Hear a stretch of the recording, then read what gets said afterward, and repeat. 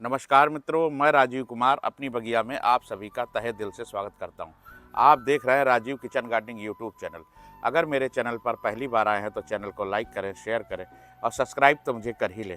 घंटी वाला बटन ज़रूर दबाएं, जिससे मैं जब भी कभी आप लोगों के लिए नए नए वीडियो लेकर आप लोगों के बीच में उपस्थित होता रहूँ तो उसका नोटिफिकेशन आपके मोबाइल पर सबसे पहले पहुँच सके।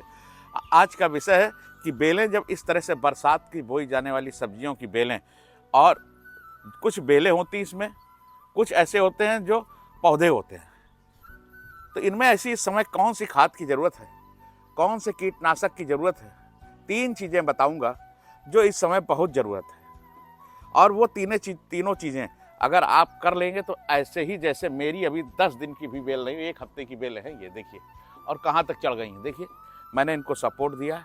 और जो भी सब्जी बरसात की होती हैं उनमें ज़्यादातर बेलें होती हैं, और बेलों को देखिए मैंने इस तरह से रस्सियों का सपोर्ट दिया, और ये बेलें देखिए यहाँ से कितनी तेज़ी से ये ग्रोथ करने लगी और भागने लगी।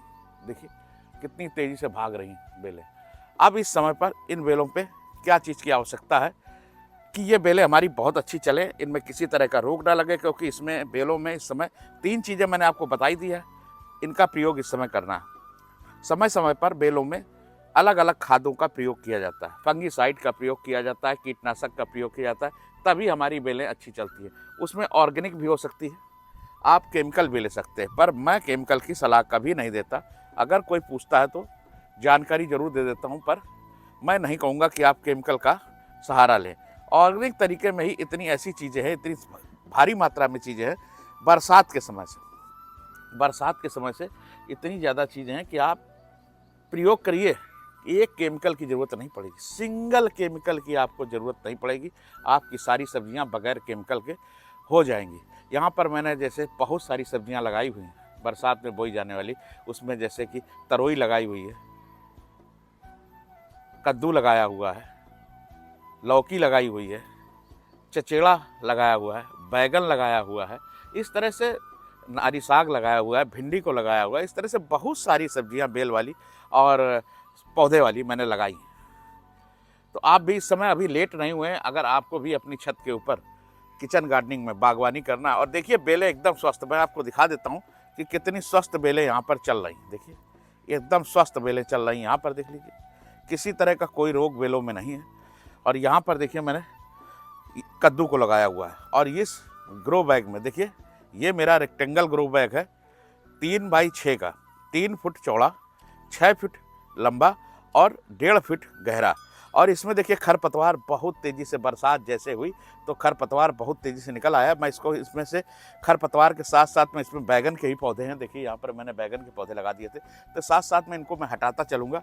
और यहाँ पर दिखाऊँ आपको, तो ये देखिए बैगन की मैंने कटिंग कर दी थी। ये देखिए जैसे ही मैंने बैगन की कटिंग की, ये मेरा लगभग 1.5 साल पुराना बैगन का पौधा है।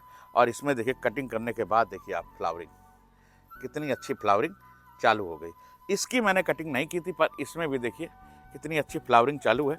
और यहाँ पर देखिए लौकी की बेल, मैं आपको बताऊंगा कि इस समय पर कौन कौन सी चीज़ों का प्रयोग करना है। हाँ, बात आती है कि आपने राजीव जी कितने बड़े ग्रो बैग में बेल वाली सब्जियों को लगाया है। यहाँ पर देखिए सारी सब भिंडी, देखिए कितनी अच्छी भिंडी चल रही है, देख लीजिए, इनमें फ्लावरिंग भी चालू हो गई भिंडियों में, ये फूल आ रहे हैं देखिए, और ग्रोथ भी बहुत। ये मेरी मार्च की लगाई हुई भिंडी है, जिनमें ग्रोथ अब चालू हो गई है। पहले ग्रोथ थी, पर बीच में टेम्परेचर बहुत हो जाने के कारण ग्रोथ रुक गई थी। तो लगभग बहुत तरह के सब्जियां लगाई मैंने। 6 फीट वाली लौकी को भी लगाया है, उसको मैंने बड़ा ग्रो बैग दिया हुआ है। और यहाँ पर देखिए ये जितनी है ना, ये जितना, ये सारा फिश कंटेनर है, जो मछली वाले की दुकान पे आपको फ्री के रूप में उनके लिए बेकार होता है, वेस्टेज होता है, वो फेंक देते हैं। और बरसात के पानी में इतना अमृत है कि बेलें अपने आप मौसम के होते ही अपने आप बढ़ती हैं। तो मैंने आपको बताया था, मैं 3 चीज़ें बताऊंगा कि इसमें 3 चीज़ों का प्रयोग, जिसमें कि कीटनाशक होगा, फंगीसाइड होगा, और एक होगा नाइट्रोजन बेस खाद। क्योंकि इस समय बेलों को बढ़ने के समय पर नाइट्रोजन बेस खाद बहुत ज़रूरत है। अब उस नाइट्रोजन बेस खाद में मैं आपको यहाँ पर दिखाता हूँ, सबसे नंबर 1 पर ये देखिए नाइट्रोजन बेस खाद है ये। अब इस नाइट्रोजन बेस खाद को मैंने बनाया है केवल आपको दिखाने के लिए। मेरी बगिया बहुत बड़ी है, तो मैं इसको बनाता हूँ 100 लीटर के ड्रम में, पर डेमो के रूप में आपको मैंने दिखाया है। और इसमें क्या है देखिए, मैं बता देता हूँ। इसके अंदर जो है मैंने 100 ग्राम, ये 2 लीटर की बोतल है, और 2 लीटर के बोतल में मैंने लगभग 1.25 लीटर पानी इसके अंदर भरा था 4 दिन पहले, 4 से 5 दिन आप कर लीजिए।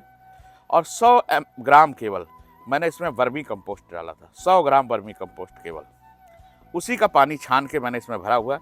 और इसको आपको डायरेक्ट दे देना, कोई चीज़ मिलानी नहीं, इसमें पानी नहीं मिला क्योंकि इतनी ज़्यादा मात्रा नहीं है। अब इसमें देखिए कैसे देना है, मैं आपको दिखा, हर पौधे के पास में देखिए, हर पौधे के पास में बस इतनी इतनी, ये देखिए हर पौधे के पास में बस थोड़ा थोड़ा सा आप इसको इसकी रूट के पास में दे दीजिए।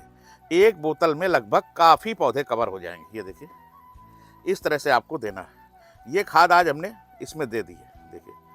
तो ये खाद जैसे आज हमने दे दी वर्मी कंपोस्ट वाली, इसमें नाइट्रोजन बेस बहुत पोषक तत्व भी इसके अंदर, बहुत सारे पोषक तत्व ऐसे भी हैं इसके अंदर। तो ये थोड़ी थोड़ी मात्रा में आपको देनी है हर पौधे में, और ये देनी है आपको हर 10 दिन में। ये ध्यान रखिए। डोज भी मैंने बता दिया, 100 ग्राम वर्मी कंपोस्ट को भिगोइए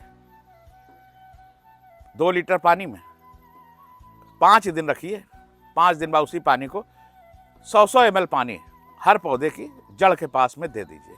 देखिए ग्रोथ कितनी भयंकर होगी। अब ये पानी तो हमने दे दिया, फिर अब इसके बाद में ये तो हो गई नाइट्रोजन से संबंधित खाद, जिसमें सारे पोषक तत्व हैं वर्मी कंपोस्ट में। अब एक खाद मैंने यहाँ पर रखी हुई है, देखिए ये खाद है, ये एक फंगीसाइड है, खाद भी है और फंगीसाइड भी है। देखिए ये खाद भी है और फंगीसाइड भी है, मैं इसको यहाँ पर रखता हूँ। तो देखिए इस खाद और फंगीसाइड में क्या अंतर है। पहले मैंने आपको दिया था बता के वर्मी कंपोस्ट का लिक्विड, और ये लिक्विड किस चीज़ का है, पर इस लिक्विड को वर्मी कंपोस्ट के साथ में ना डालें, ज़्यादा अच्छा होगा।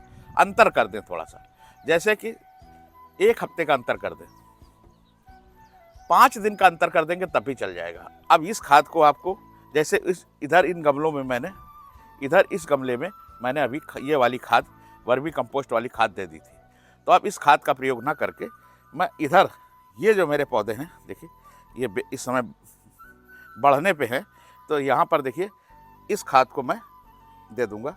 और ये है फंगीसाइड, ये देखिए इस फंगीसाइड को इस तरह से पौधे के पास में, और हो सके तो आप पूरे गमले में ही दे दीजिए, पूरे गमले में थोड़ा थोड़ा दे दीजिए। और पौधे के ऊपर पड़ जाए तो बहुत अच्छी बात है। आप इसका छान के, इसको छानने के बाद देखिए मैंने इसमें डाल के दिखाया आपको, इसको छानने के बाद इस तरह से आप ये पिचकारी ले लीजिए, ये जो पंप आता है पिचकारी, इसको आप ले लीजिए और इसके अंदर इसको डायरेक्ट भरिए, और डायरेक्ट भर के पौधों के ऊपर स्प्रे भी कर सकते हैं। छान के स्प्रे करिएगा, रिजल्ट बहुत अच्छा आएगा। तो देखिए इस तरह का प्रेशर पंप लेने के बाद आप इसका स्प्रे कर सकते हैं। ये है ओरिजिनल वाली नीम की खली। ओरिजिनल वाली नीम की खली मतलब आप समझिए कि जो ओरिजिनल नीम की खली होती है, जो मैं अक्सर वीडियो में बोला करता हूँ, मैंने इसमें 24 घंटे पहले